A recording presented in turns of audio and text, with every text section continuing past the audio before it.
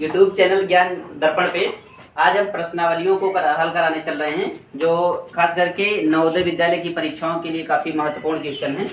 पहला क्वेश्चन है, vitamin D किससे प्राप्त होता है। ठीक है, तो विटामिन डी हमें प्राप्त होता है सूर्य की किरणों से। ठीक है, और इसकी कमी से रोग हो जाता है सूखा या रिकेट्स। तो आइए देखते हैं, ऑप्शन है पहला खट्टे फल, ये विटामिन सी में होता है, यानी ऑप्शन गलत है। दूध है, सूर्य है, हरी सब्जी। तो हमने बताया कि विटामिन डी किस में पाया जाता है, सूर्य में ना, यानी सूर्य की किरणों से मिल जाता है, तो ये ऑप्शन सही करेंगे। ठीक, अगला क्वेश्चन देखते हैं, महात्मा गांधी की पत्नी का क्या नाम था। Mother Teresa, Indira Gandhi, Kasturba Gandhi, Sarojini Naidu. तो महात्मा गांधी की पत्नी का नाम था कस्तूरबा गांधी। ठीक ना, मदर टेरेसा नहीं था, ये कि मुख्य समाज सेविका थी, और इंदिरा गांधी भारत की प्रथम महिला प्रधानमंत्री थी। अगला है, मलेरिया रोग होता है, तो मलेरिया मच्छरों से होता है। किससे होता है, मच्छरों से। ठीक, तो ऑप्शन कौन सा सही हो जाएगा, सी ऑप्शन सही हो जाएगा। अगला क्वेश्चन है, 9 को रोमन अंक में लिखा जाएगा। ये जो लिखा गया है, ये देखिए शब्दों में लिखा गया है, ये तो कतई नहीं होगा। आइए 3 पे चर्चा करते हैं। तो ये अगर देखा जाएगा तो ये 10 होता है। क्या होता है, 10। और आई एक्स को जो लिखते हैं ये होता है 9 का, यानी तो ये ऑप्शन सही है। और ये किसका है, एक्स और आई क्या हो जाएगा, ये 11 का हो जाता है, ये भी गलत है, यानी ऐसे में ऑप्शन सी है। ठीक, अगला प्रश्न है, सम संख्या है 433, 749, 600 और 897। तो सम संख्याएं क्या होती हैं, सम संख्याएं वो होती हैं जो 2 से विभाजित हो जाएं, 2 से विभाजित हो जाएं, यानी आपको याद करना है कि 0 मिले। ठीक है, छोटी संख्या रही तो आप जान जाएंगे, लेकिन जब बड़ी संख्या आपको मिलेगी तो आप देखिएगा कि लास्ट में 0 मिले, लास्ट का अंक 0 मिले, या तो दो का टेबल आप पढ़ लें, 2 के गुणज हो, 2, 4, 6, 8, ये चीज 2, 4, 6, 8 या 0 अगर मिल जाएगा तो ऐसी संख्याओं को हम क्या कहेंगे, सम संख्या कहते हैं। तो आइए देखते हैं, ये पहली संख्या है, लास्ट में क्या है, 3 नहीं होना चाहिए। सम संख्याओं में 0 होना चाहिए, 2 होना चाहिए, 4 होना चाहिए, 6 होना चाहिए, 8 होना चाहिए। तो आप बताइए ये सम संख्या है, नहीं है ना। अगला है 7, 4, 9, यानी अंतिम अंक क्या है, 9, जबकि सम संख्या में होना चाहिए 0, 2, 4, 6, 8। तो ये सम संख्या है, नहीं है। अगला है 600, इसकी अंतिम अंक क्या है, 0 है। तो अंतिम अंक अगर 0 मिल जाएगा तो सम संख्या होगी, और इसमें अंतिम अंक क्या है, 7 है, नहीं है, तो इसका मतलब ये सही हो जाएगा, इस पर टिक करेंगे। फिर कह रहा है विषम संख्या, क्या कह रहा है, विषम संख्या सम का उल्टा होता है, विषम, सम का उल्टा विषम। आइए देखते हैं, पहला ऑप्शन है 4, 8, 8 यानी 488। अंतिम संख्या क्या है, 8। जब 0, 2, 4, 6, 8 होगा तो ऐसी संख्याओं को हम क्या कहते हैं, सम। ये तो सम संख्या है, पूछा है विषम, यानी ये गलत है। अंतिम अंक देखेंगे, इसमें 3 है, 0, 2, 4, 6, 8, इसमें से कोई संख्या नहीं मिला, अगर मिला होता सम होता, नहीं मिला, इसका मतलब ये विषम है और यही सही हो जाएगा। ठीक ना, अगला चेक कर लेते हैं, 0 है तो सम है, 8 है तो सम है। ठीक ना, अगला कह रहा है 6540 लिखा जाएगा, यानी इसको अंकों में लिखना है। क्या कह रहा है, 6540, जितना दी गई है इसको आप ऐसे कर सकते हैं, हिंदी में होता ना, इकाई, दहाई, सैकड़ा, हजार। ठीक, ये शुरू में देखो कह रहा है कि क्या, 1000, 6000 यानी 6 से स्टार्ट होना चाहिए, ये 5 से स्टार्ट है, नहीं ये तो गलत है, नहीं होगा। ठीक ना, अब इन्हीं तीनों ऑप्शनों में हमको चर्चा करना है। अगर मान लीजिए देख लेते हैं, इसको लिखते हैं इकाई, दहाई, सैकड़ा, हजार। हजार के नीचे 6 है, यानी 6000, चलिए इतना मिल गया। फिर कह रहा है ये क्या है, सैकड़ा यानी 400, लेकिन यहाँ कह रहा है 500, नहीं गलत है ये। इसको चेक कर लेते हैं, इकाई, दहाई, सैकड़ा, हजार। तो 1000 के नीचे 6, 6000 ठीक है। 500, सैकड़ा के नीचे 5, ये भी सही है। फिर कह रहा है 40 यानी 4 0 होना चाहिए, नहीं, यहाँ 4 और 4 यानी 44 है, गलत है। जब 3 गलत है तो चौथा सही होगा, चेक करने की जरूरत नहीं है, जब 3 गलत है चौथा सही होगा ये ना।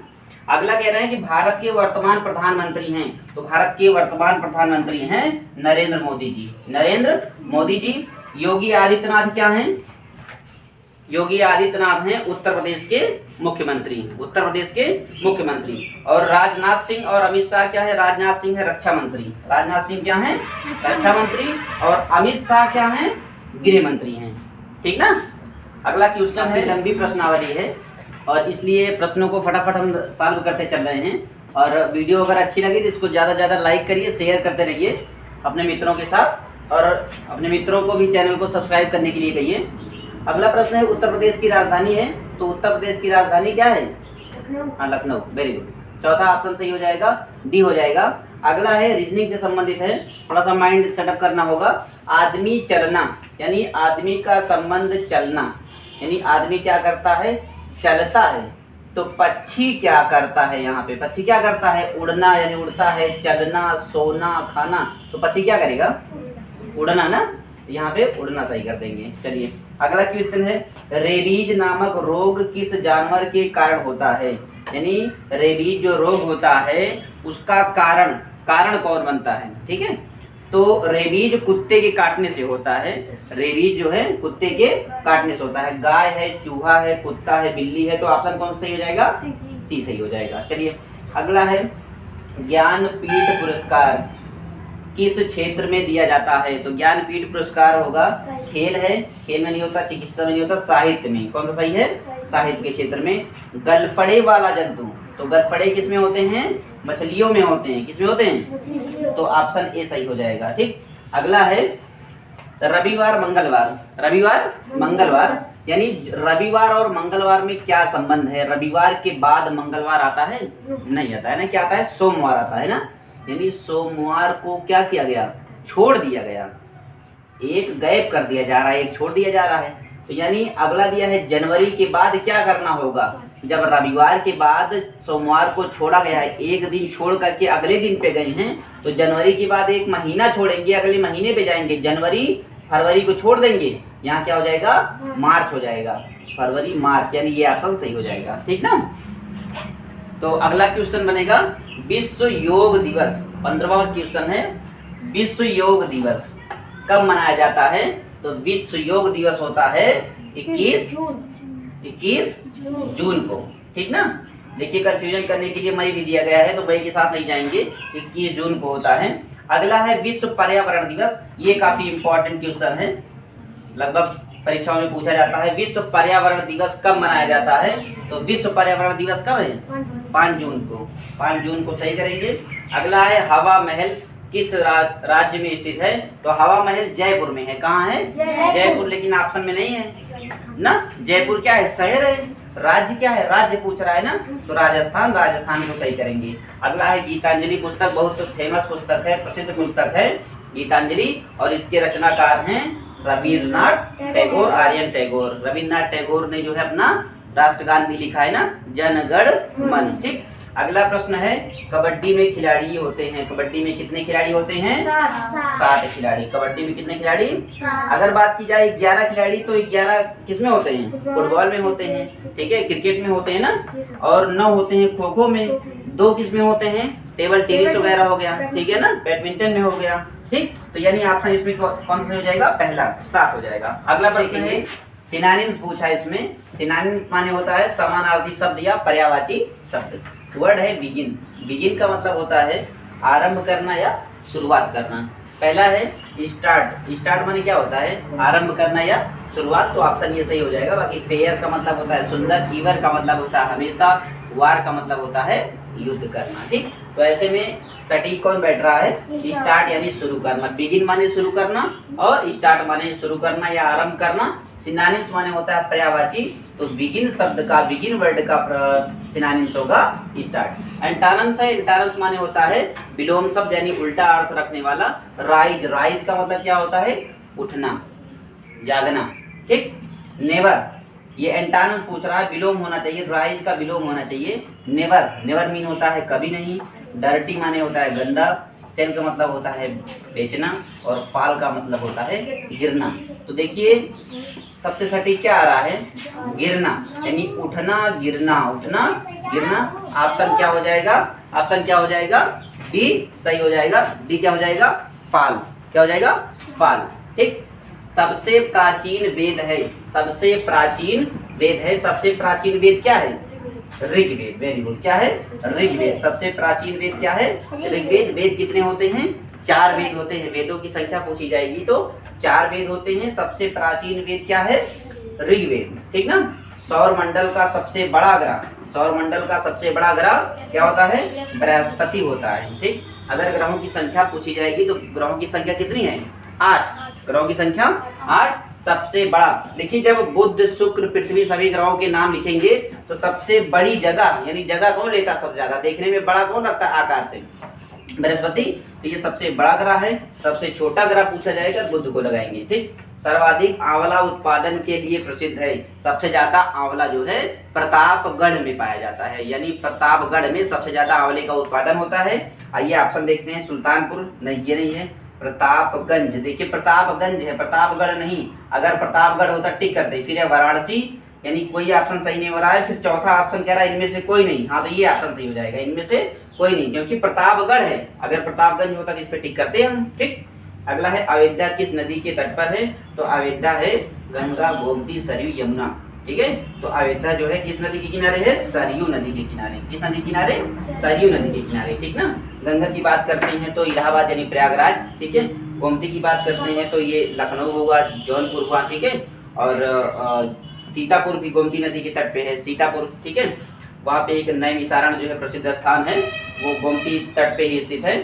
और यमुना, यमुना पे बात करते हैं तो क्या हो जाएगा? आगरा हो सकता है, ठीक है, दिल्ली हो सकती है, ठीक। तो सी ऑप्शन सही हो जाएगा, सरयू। दी गई श्रेणी को पूरा करो, दी गई श्रेणी को पूरा करो। इस श्रेणी को पूरा करना है।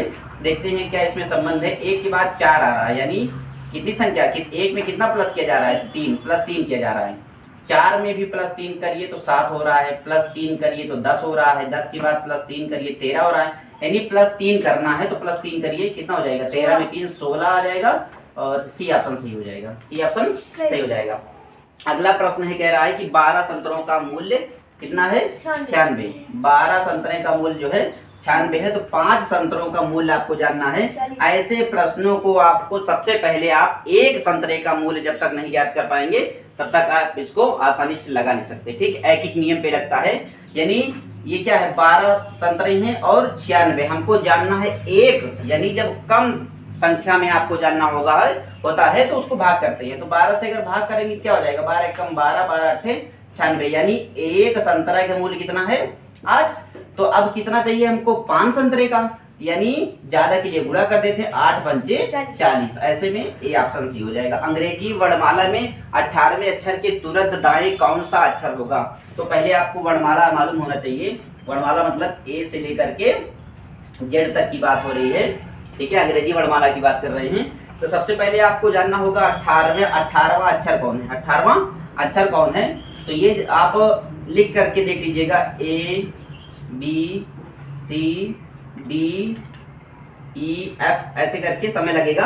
आप जेड तक लिखेंगे, ठीक है। या आपको याद करने का तरीका जो है कुछ वीडियोस में, पिछले वीडियोस में बताया गया है, ठीक है। ई जोटी, ठीक है, यानी 5 10 15 20 25, ठीक है। तो आपको जानना क्या है? आपको जानना है 18वां नंबर। तो 15वें पे क्या आ रहा है? ओ, ठीक है। I J K L M N O P Q R S T, यहाँ पे 15 है। तो 16 17 18 पे क्या आ रहा है? आर। अब कह रहा है 18वें अक्षर के तुरंत दाएं, तो तुरंत दाएं का मतलब इधर हो जाएगा ना, कौन सा अक्षर आ जाएगा? यस, यानी डी ऑप्शन सही हो जाएगा। क्या हो जाएगा? D option. यानी कह रहा अंग्रेजी वर्णमाला में 18वें अक्षर के तुरंत दाएं, तो पहले आपको 18वां अक्षर जानना होगा। 18वां अक्षर होता है आर। आर के दाहिनी साइड क्या आएगा? यस आएगा, और यस को टिक करेंगे, ठीक। भारत का राष्ट्रीय पक्षी क्या है? तो भारत का राष्ट्रीय पक्षी है मोर, ठीक। विराट कोहली किस खेल से संबंधित है? तो विराट कोहली क्रिकेट से संबंधित है। किससे संबंधित है विराट कोहली? क्रिकेट से संबंधित है, ठीक। अब प्रश्न संख्या 31 देखेंगे। कह रहा है कि FUTER शब्द में कितने स्वर हैं, यानी वाइवेल। तो पहले ये जानते हैं कि वाइवेल होते कौन हैं। तो वाइवेल 5 होते हैं, ए ई आई ओ यू, ठीक। तो इसमें से देखिए कौन कौन सा अक्षर है। जैसे यफ कॉन्सोनेंट है, यू क्या है? वाइवेल है, टी कॉन्सोनेंट है, ई वाइवेल है, आर क्या है? कॉन्सोनेंट। तो 2 वाइवेल्स हो रहे हैं। तो वाइवेल संख्या कितनी है? 2। तो ये ऑप्शन सी हो जाएगा। प्लूरल, बहुवचन पूछ रहा है। ऑफ मैन, मैन का बहुवचन होता है men, MEN, mens, mens, men, यानी ऑप्शन सी सही होगा। अगला है राजू अपने घर से उत्तर की ओर 5 किलोमीटर जाता है, फिर दाएं मुड़कर 3 किलोमीटर जाता है, पुनः दाएं मुड़कर 1 किलोमीटर चलकर रुक जाता है। बताओ अब वह किस दिशा में जा रहा है। तो आइए समझते हैं। पहले ये जान लेते हैं कि ऊपर की तरफ जो है उत्तर दिशा होती है। ठीक, जब पेपर पे हम सॉल्व करते हैं तो ऊपर की तरफ उत्तर और नीचे की तरफ दक्षिण, दाहिने साइड पे पूर्व होता है और बाएं साइड पे क्या होता है, पश्चिम।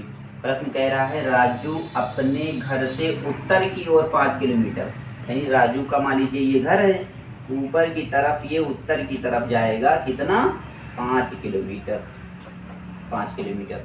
कह रहा है फिर दाएं मुड़कर, यानी ऊपर की तरफ जब जाएगा तो दाहिनी इस साइड होगा, यानी दाएं 3 किलोमीटर, कितने किलोमीटर, 3 किलोमीटर जाएगा।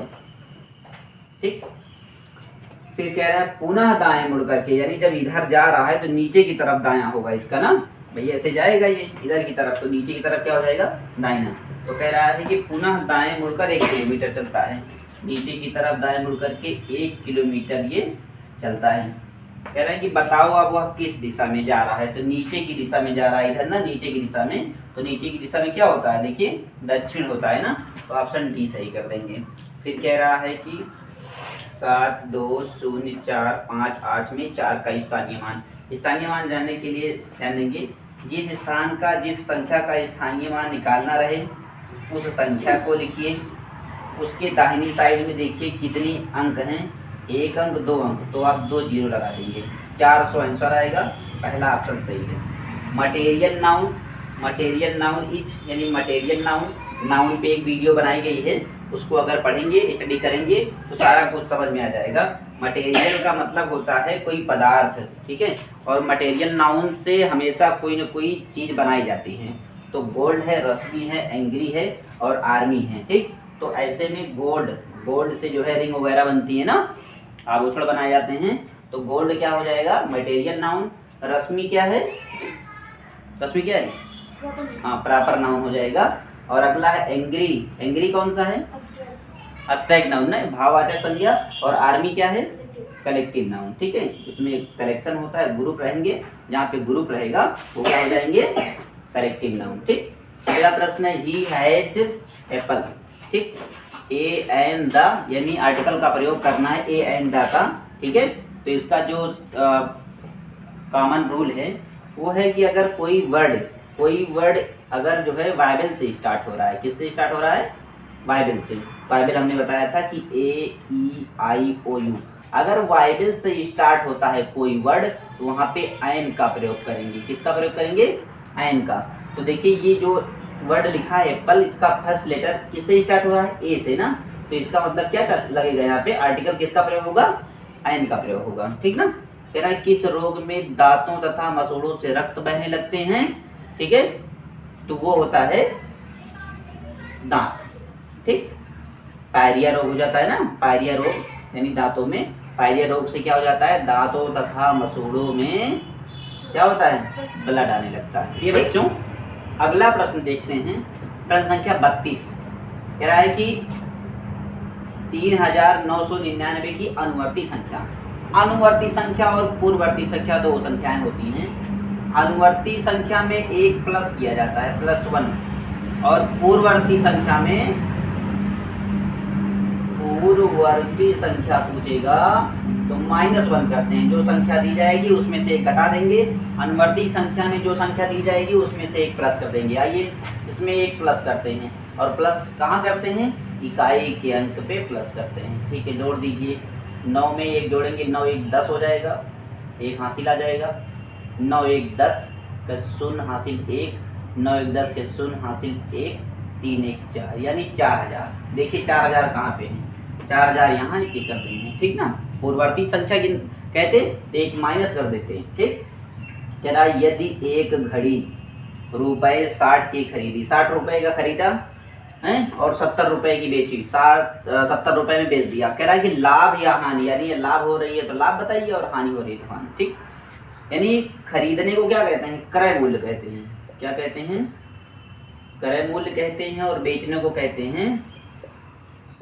विक्रय मूल्य, ठीक है ना। कॉस्ट प्राइस सीपी और सोल्ड प्राइस एसपी भी बोलते हैं इसको, सोल्ड प्राइस। देखिए क्रय मूल्य जब कम होगा और विक्रय मूल्य ज़्यादा होगा तो ऐसे कंडीशन में, ऐसे स्थिति में लाभ होगा। भाई कोई चीज़ है, मान लीजिए हम जितने पैसे में खरीदे हैं उससे ज़्यादा पैसे में अगर हम बेचेंगे क्या हो जाएगा, लाभ होगा ना। और जितने में खरीदे हैं उससे कम में बेच देंगे तो नुकसान हो जाएगा, हानि हो जाएगा। तो मान लीजिए सपोज दैट ये हम ही हैं और एक घड़ी को 60 रुपए में खरीद लिए हैं, 70 रुपए में बेच लिए हैं, तो 10 रुपए का मुनाफा हो रहा है, 10 रुपए का लाभ हो रहा है। इसमें हानि इसमें लाभ, यानी 10 रुपए का क्या हो रहा है, लाभ हो रहा है। ठीक, प्रश्न है यदि a बराबर 2 और b बराबर 3 हो तो 17a माइनस 5b का मान ज्ञात करना है। यानी जहाँ पे a देखेंगे वहाँ हम क्या रख देंगे, 2 रखेंगे। ये 17 है और a, इन दोनों के बीच गुणा का निशान छिपा है, गुणा लगाएंगे। a का मान कितना है 2, माइनस लगा देंगे। 5 लिखा है, 5 लिख देंगे, ठीक है। गुणा का निशान बनाएंगे दोनों के बीच में। b का मान कितना दिया गया है 3। अब इसको गुणा करेंगे, 17 को 2 से गुणा करेंगे, 17 दूना 34, माइनस लगाएंगे। 5 को 3 से गुणा करेंगे, 5 को 3 से गुणा करेंगे, 5 3 कितना हो जाएगा 15 हो जाएगा। क्या लिखेंगे यहाँ पे 15। अब 34 में से 15 को जब हम घटाएंगे, 34 में से 15 को घटाएंगे तो क्या हो जाएगा, यानी 34 से माइनस करेंगे 15 को तो 4 से 5 तो घटेगा नहीं, उधार लेंगे, कितना हो जाएगा 14, ठीक है। 14 में से 5 जाएगा, क्या बचेगा 9 बचेगा। यहाँ बचा 2, 2 में से 1 गया 1, यानी कौन सा सही है, दूसरा ऑप्शन सही है 19। ठीक, अगला प्रश्न कह रहा है एक न्यून कोण 90 से होता है, क्या होता है 90 से अधिक होता है कि 90 से कम होता है कि बराबर होता है कि मिस होगी। पहले जाने न्यून कोण की परिभाषा क्या है, न्यून कोण किसे कहते हैं। तो न्यून कोण होता है 0 से बड़ा, 0 से बड़ा, ठीक, 0 से बड़ा और 90 से छोटा, 90 से छोटा होता है न्यून कोण। क्या होता है, न्यून कोण, ठीक ना। तो देखिए न्यून कोण है, तो कह रहा है कि 90 अंश से, 90 अंश से क्या होता है, छोटा होता है। तो कह रहा है अधिक कम, छोटा मतलब कम, ये सही हो जाएगा। अगर बराबर हो जाता है, बराबर वाले को क्या कहेंगे, 90 अंश के बराबर जो कोण होता है उसे कहते हैं समकोण। 90 अंश के कोण को क्या कहते हैं, समकोण कहते हैं। अगला प्रश्न है अटल बिहारी इकाना स्टेडियम। अटल बिहारी इकाना स्टेडियम कहाँ है, लखनऊ। अटल बिहारी इकाना स्टेडियम का पहले का जो नाम है वो है इकाना स्टेडियम, पहले इसका नाम था इकाना स्टेडियम, ठीक है। फिर जो है इसका नाम बदल करके रख दिया गया अटल बिहारी इकाना स्टेडियम। ये लखनऊ में स्थित है, कहाँ पे, लखनऊ में। अटल बिहारी स्टेडियम लखनऊ में है। और कानपुर में है ग्रीन पार्क, कानपुर में कौन सा स्टेडियम है, ग्रीन पार्क स्टेडियम है। अहमदाबाद में नरेंद्र मोदी स्टेडियम, नरेंद्र मोदी स्टेडियम अहमदाबाद में है। और मुंबई में है वानखेड़े स्टेडियम, मुंबई में वानखेड़े स्टेडियम। अगला 5 पुस्तकें A B C D और E ढेर में लगी हैं, यानी 5 पुस्तकें उनका एक ढेर लगा हुआ है, जिसमें कह रहा है कि E A के ऊपर है। आइए समझते हैं, E A के ऊपर, यानी A मान लीजिए हम यहाँ लिख देते हैं, ठीक। तो E जो है A के ऊपर है, ये हो जाएगा E, ठीक ना। यानी कह रहा है कि E A के ऊपर है। फिर कह रहा है तथा C B के नीचे है। लेकिन अभी और जो हम लिखे हैं यहाँ पे C और B का कोई संबंध अभी नहीं जाहिर हुआ है, तो इसको बनाना होगा। अभी हो सकता है मिटाना भी पड़े। अब ये नहीं कंफर्म है कि यहाँ नीचे रखा जाए या यहाँ ऊपर रखा जाए, कहीं भी इसको रख लेते हैं। कह रहा है कि C B के नीचे है, यानी मान लीजिए यहाँ पे C है तो ये B के नीचे है, B के नीचे कह रहे हैं C B के नीचे है, तो C B के नीचे है। फिर कह रहा है A B के ऊपर है, A B के ऊपर है, यानी इसके ऊपर ये है, तो अब ये सीधा नीचे चला आएगा, तभी तो इसके ऊपर होगा। बी यहाँ लिख देंगे, तो बी के नीचे सी हमको लिखना होगा, यहाँ लाना होगा। अब इसको यहाँ से इरेज कर दीजिए। तथा डी सी के नीचे है, डी जो है सी के नीचे है, सी यहाँ है ना, कह रहा है तथा डी सी के नीचे, सी के नीचे क्या हो जाएगा, डी है। बताइए कौन सी पुस्तक सबसे नीचे है, तो सबसे नीचे क्या हो जाएगी, डी हो जाएगा। जो विकल्प रहेगा उस पर टिक कर देंगे। अगला प्रश्न है, कह रहा है कि प्रसन्नता में कौन सी संज्ञा है, ठीक ना। तो संज्ञा व्यक्तिवाचक, जातिवाचक, भाववाचक, द्रव्यवाचक, ठीक है, ये सब संज्ञाएं होती हैं। प्रसन्नता, ठीक है, इंग्लिश में बोलते हैं अब्स्ट्रैक्ट नाउन बोलते हैं। तो प्रसन्नता जो संज्ञा होती है, प्रसन्नता संज्ञा को हम जो है ना तो छू सकते हैं और ना तो इसे जो है देख सकते हैं, केवल इसको भावनाओं में समझ सकते हैं, इसके भाव को समझ सकते हैं, ठीक ना। तो प्रसन्नता जो है भाववाचक संज्ञा हो गई, ठीक, क्या हो जाएगी, भाववाचक संज्ञा हो जाएगी, ठीक। अगला प्रश्न है तीसरा प्रश्न कह रहा है, शरीर के अपशिष्ट पदार्थ, यानी हमारे शरीर में उपापचय क्रिया के बाद, पाचन क्रिया के बाद जो वेस्ट मटेरियल रहता है, अपशिष्ट पदार्थ रहता है, वो शरीर से बाहर निकलता है। और शरीर से बाहर वर्ज्य पदार्थों को निकलने को क्या कहते हैं, संचरण, पाचन, उत्सर्जन, प्रजनन, क्या कहते हैं, उत्सर्जन। उत्सर्जन क्रिया में होता क्या है, जो शरीर के पाचन क्रिया के बाद, पाचन के बाद जो है जो वर्ज्य पदार्थ रहता है, वेस्ट मटेरियल रहता है, वो शरीर के तमाम उत्सर्जी अंगों के माध्यम से वो बाहर निकल जाता है।